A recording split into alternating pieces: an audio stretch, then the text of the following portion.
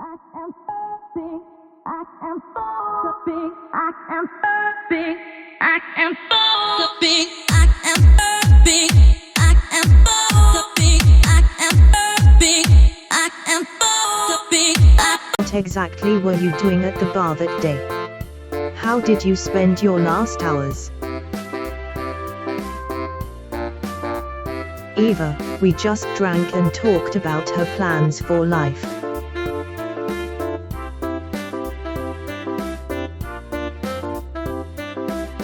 Eva, that day my sister was very cheerful, talking about what she wants to do and what she wants to achieve in the capital. Eva, we spent the whole evening in the bar. I drank juice, and she drank beer.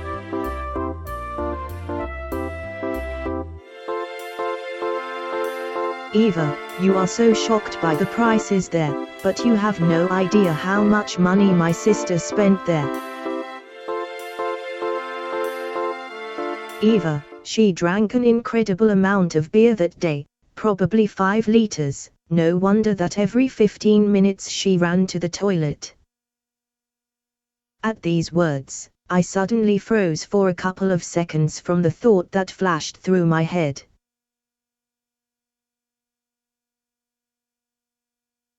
Eva, Kiba Snowpaw, did something happen?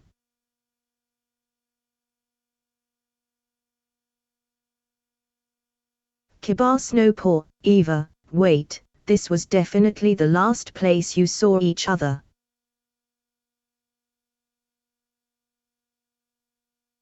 Eva, yes, after the bar I went home. She said that she needs to say goodbye to her friends.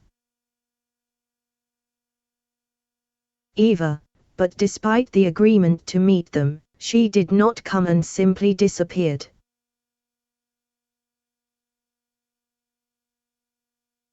Kiba Snowpaw, and you said she used to go to the toilet every 15 minutes. And you didn't go to the bathroom yourself often, did you? She was embarrassed by my question.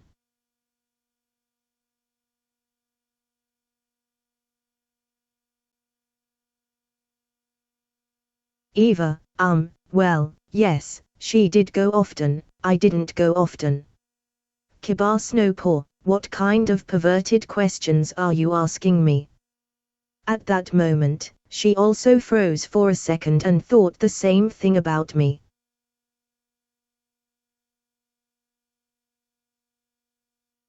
Eva.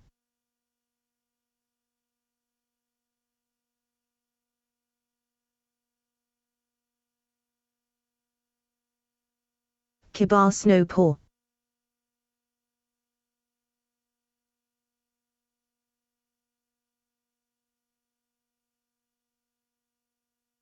Kiba Snowpaw, the deputy mayor and the guards all ordered beer. It was not known which glass everyone would drink. Eva.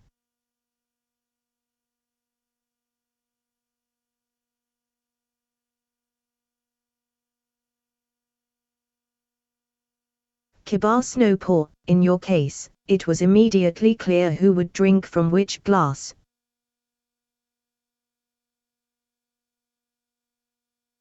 Eva, and there was.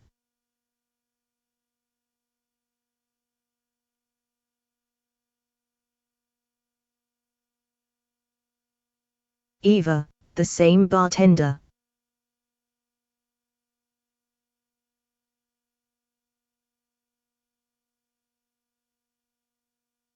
Kiba Snowpaw, that means.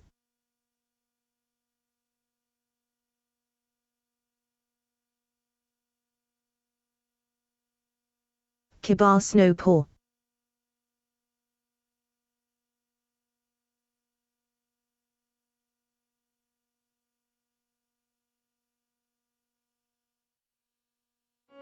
We got up abruptly and ran into the station, waking up all the sleeping attendants with a shout ordering them to immediately go with us to the bar. At first they did not understand what was happening, but after we repeated the cry a second time, they finally woke up and ran out into the parking lot to the cars. We took one of them in the passenger seats and drove quickly to the bar, getting there in less than 5 minutes. We immediately got out of the car. Eva took a pistol from the holster of one of the policemen and we ran into an already empty bar.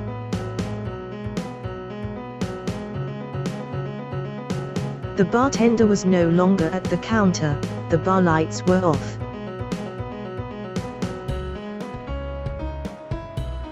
We quickly ran into the back of the bar, there's no one there either.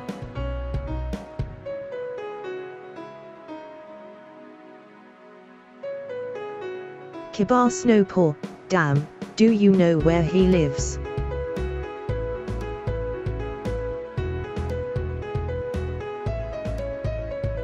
Eva, no, but I know his full name and it will be easy to find information about him from the database.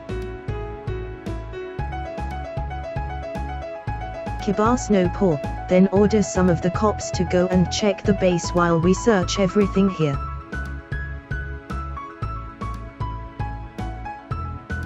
Kiba Snowpaw, then we'll go to the address.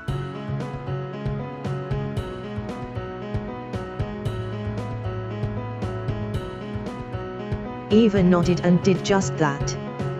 One policeman left, the rest stayed with us.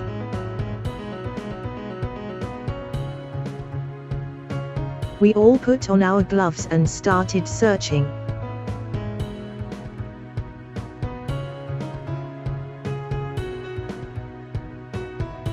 At that moment, I was not worried about the fact that we are conducting a search without a warrant.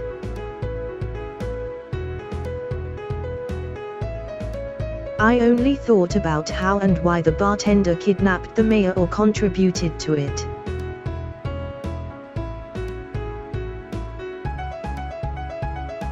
After more than 10 minutes of searching, Eva shouted to the entire back room.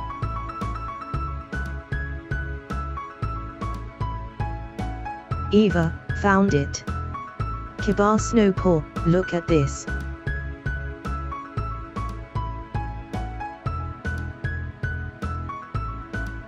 I immediately ran to Eva. She had an empty plastic can of pills in her hands without any inscriptions.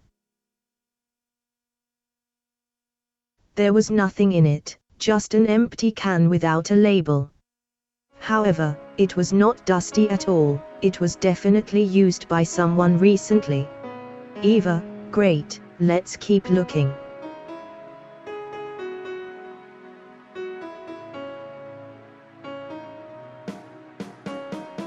All of a sudden, over the radio, a police officer from the headquarters said that he had found the right address. We told the police to continue the search.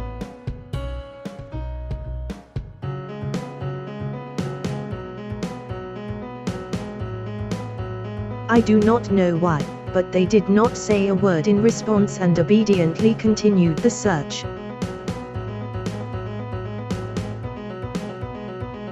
Maybe it was in our seriousness with Eva, or maybe in the fact that they knew that we were talking about the deputy mayor. Or maybe they just did not fully realize what they were doing due to the fact that they woke up very recently.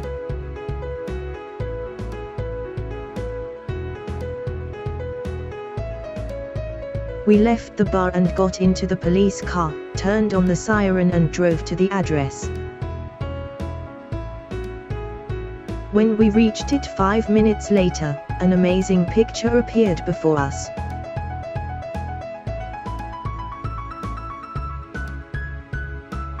The bartender we already knew was throwing his suitcases into his car in front of the house.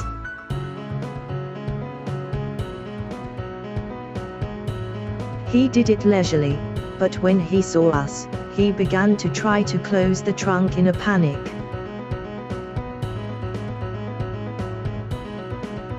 We stopped abruptly near his house. I got out of the car and shouted,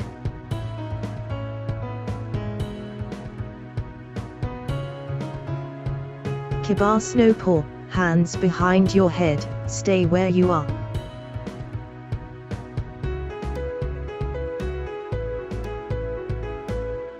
The bartender followed my instructions. Eva walked up behind him and handcuffed his hands. Eva, you are suspected of kidnapping the deputy mayor. You have the right to remain silent and blah blah blah. The bartender looked extremely scared, but he said nothing and obediently sat into the car.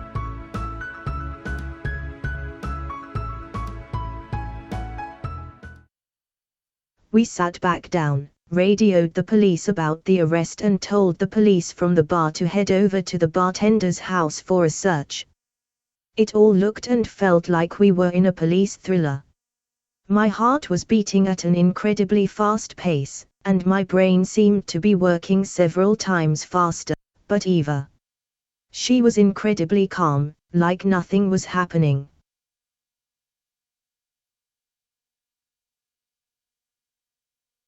But her eyes were filled with determination and confidence.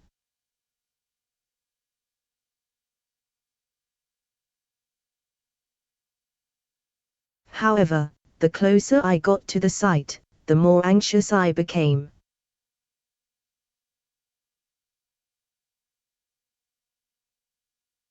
Were we being overly impulsive? That was definitely not a wrong assumption, was it? Anyway, the search in his back room and house was clearly not entirely legal. We had to get a warrant or permission from the director. And, unfortunately, I was not in vain worried about it.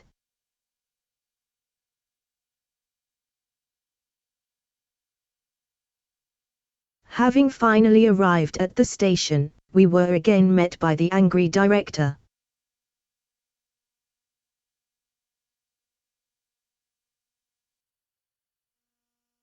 Department Chief, Kiba Snowpaw. Bastard, you want to say that was also by statute and law? Eva and I got out of the car. I lowered my head a little, sighed and said,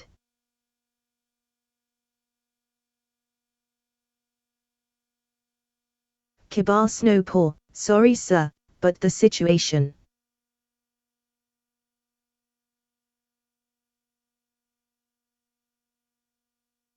Department Chief, the situation. The situation could not wait at least half an hour until I got to the department. Department Chief, you damn impulsive brat, you can't get away with this trick.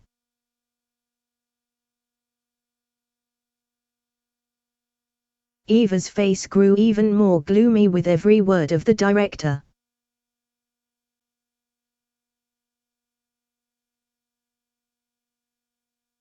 Department Chief, she got all your brains out, you damn idiot.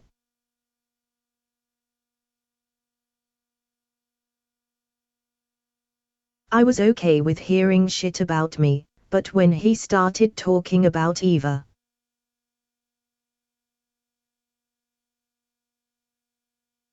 I raised my head and wanted to answer him, but as soon as I opened my mouth, Eva said,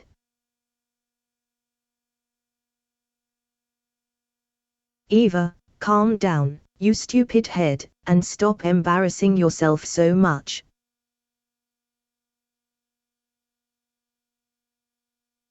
Eva, we did the right thing. He was going to run away, and he would definitely run if we were even a minute late. Department Chief, and the unauthorized search also demanded immediate execution.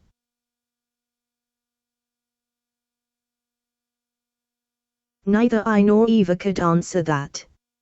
Unfortunately, he was right.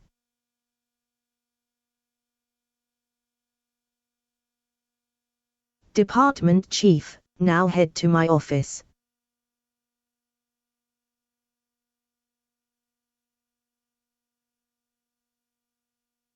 He turned around and walked into the station at a brisk pace.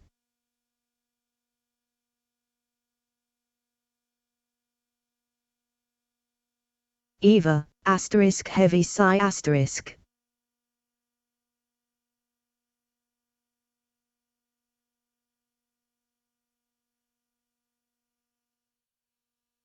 We got the bartender out of the car and took him to the police station, where they put him in the interrogation room.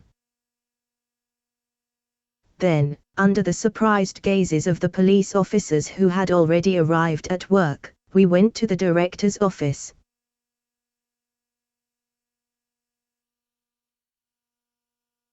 We entered it, we closed the door behind us and, as yesterday, sat down in armchairs in front of the table of the disgruntled department chief. So, I want to hear why you suspect the bartender.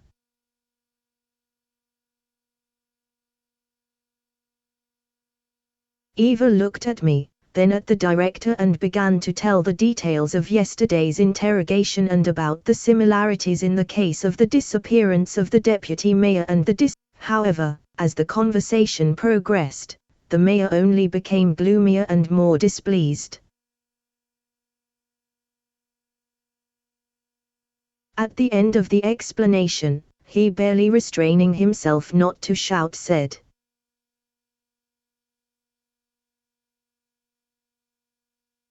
"Department Chief, so you are saying that the only reason the bartender was arrested is based on how often the guards and your sister urinated?" Eva, it's not just that. We found an empty plastic can of some pills at the bartender's in the back room and... The director finally broke down and shouted,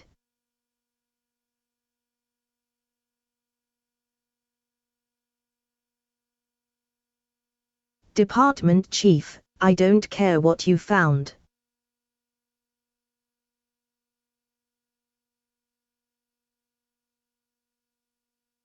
Department Chief, this is some kind of crazy delusion. Unlike yesterday's evidence, you have no evidence other than the damn theory about going to the bathroom. Department Chief, I already said that I will fire you at the slightest violation, and I will arrange it for you as soon as we finish investigating this case." Department Chief, congratulations, Eva, you've done it, along with your new partner. Department Chief, for now, both of you are suspended. I will decide later what to do with the intern, and you will soon be fired. Kiba Snowpaw, sir, but wait, who's going to investigate the case?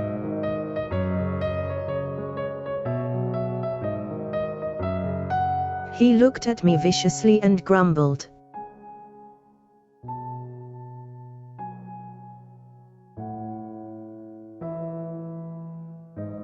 "Department Chief, the FBI will arrive here by lunchtime today and take the case in their hands, so you don't have to worry. Department Chief, they will do the job clearly better than you.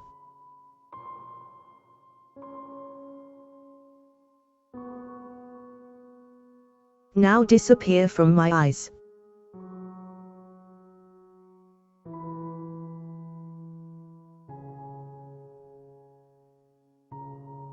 Kiba Snowpaw, sir, reconsider your decision, I think.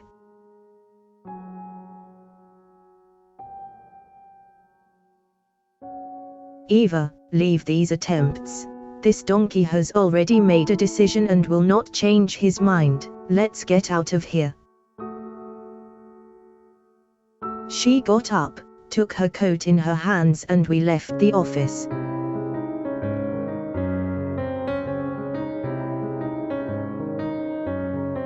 Closing the door, she finally said to him,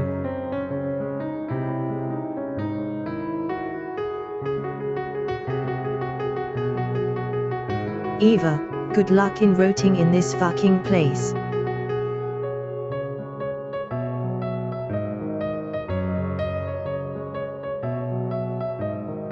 Department Chief.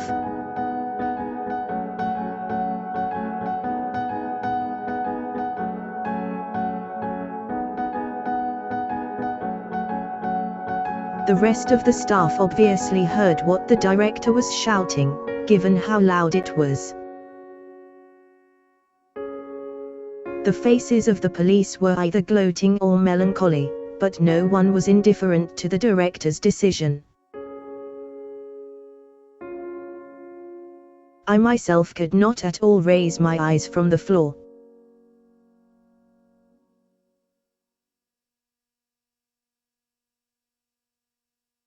I just followed Eva and thought about what have we? No, what have I done?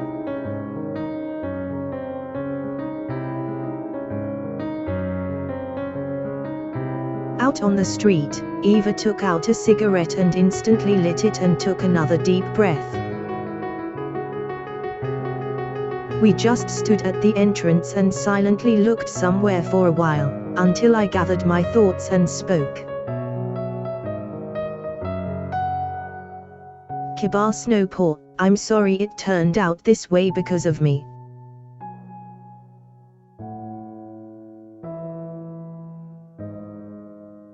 Eva, calm down, stop seeing your fault in this, we both made this decision.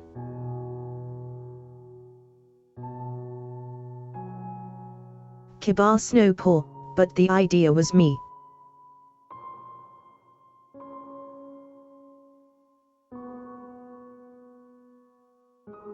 Eva interrupted me with her calm voice.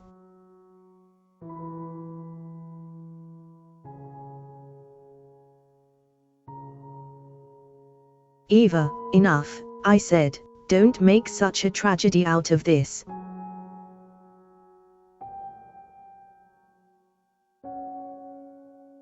Kiba Snowpaw, such a tragedy. But you were kicked out.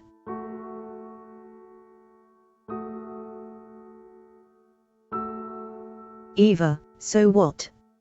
Am I going to die from this or lose my family? Will I go to jail? Eva, I got kicked out, okay, life won't stop there.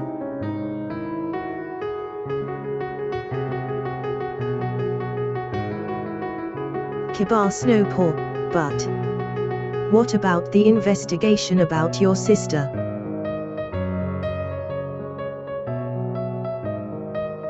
Eva, I don't have to be an official detective to investigate the case. If necessary, I will rush into people's houses at night and search them.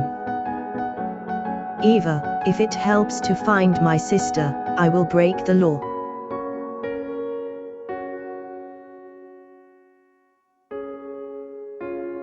Eva, so, will you continue to investigate with me?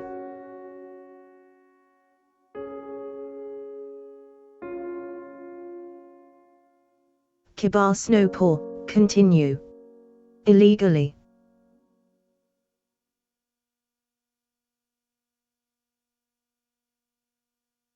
Eva, you yourself see perfectly well that the charter and the law limit you.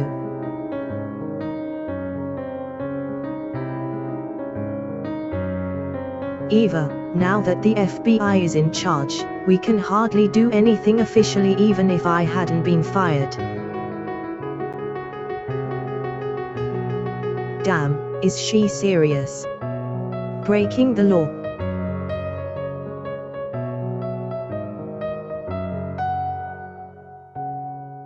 Kiba Snowpaw, Eva, this is too risky. Wouldn't it be better to ask you back or look for other options? Eva looked at me with displeasure in her eyes and said,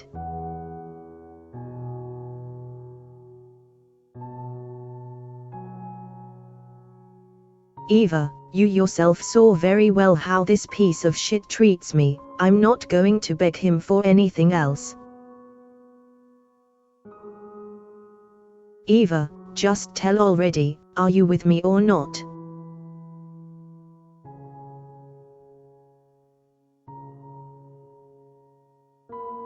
Kiba Snowpaw,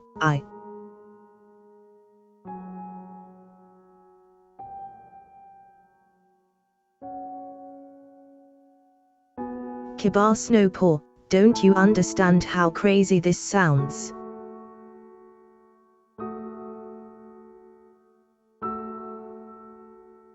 Kiba Snowpaw, how can you risk yourself and your freedom for this? I love you Eva, but I don't want you to put yourself at risk. Kiba Snowpaw, you don't even know for sure what happened to your sister. What if the result disappoints you? Eva, it's still better than doing all the shitty work for these jerks.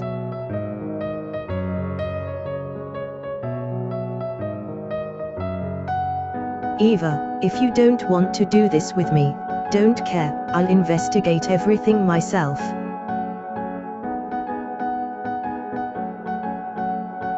Kiba Snowpaw, wait, Eva,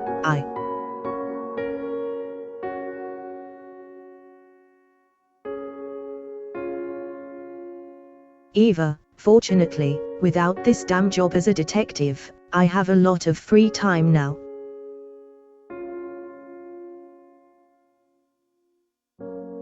Without saying anything more, she threw away her cigarette, put on her coat and just walked away in a direction unknown to me. I just stood there and watched her going away, not knowing what to say or do.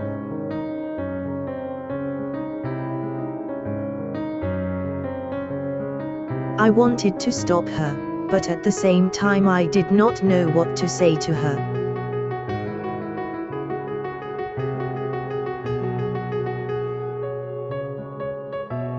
Kiba Snowpaw, heavy sigh asterisk.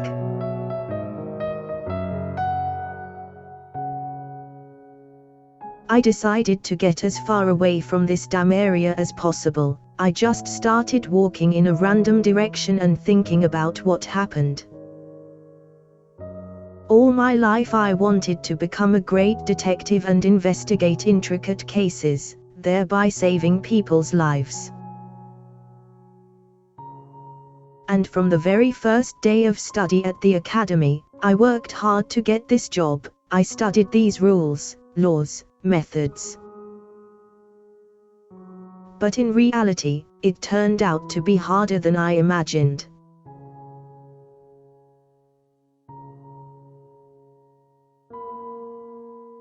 Faced with a serious case, I was too excited, went into courage and ruined everything.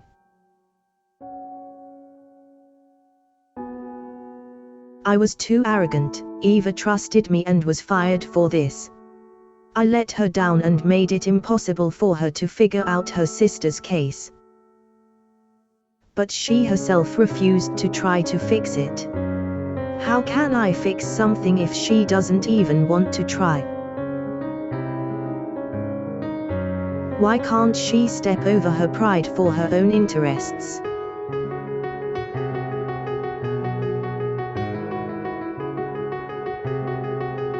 Damn, she was definitely disappointed by my answer.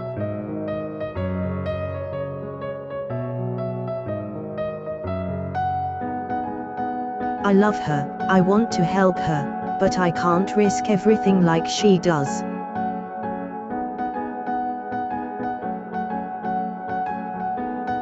Should I apologize?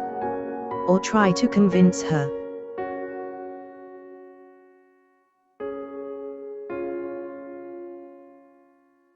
Maybe talk to the director.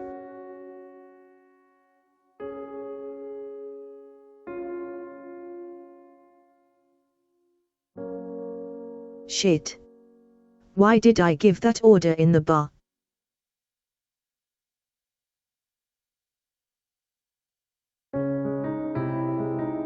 What can I do to fix all this?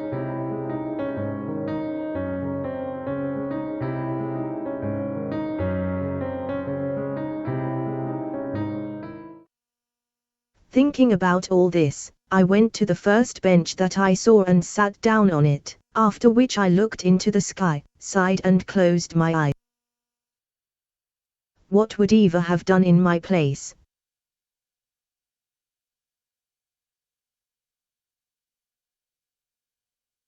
Would she agree to help me even if it is not legal?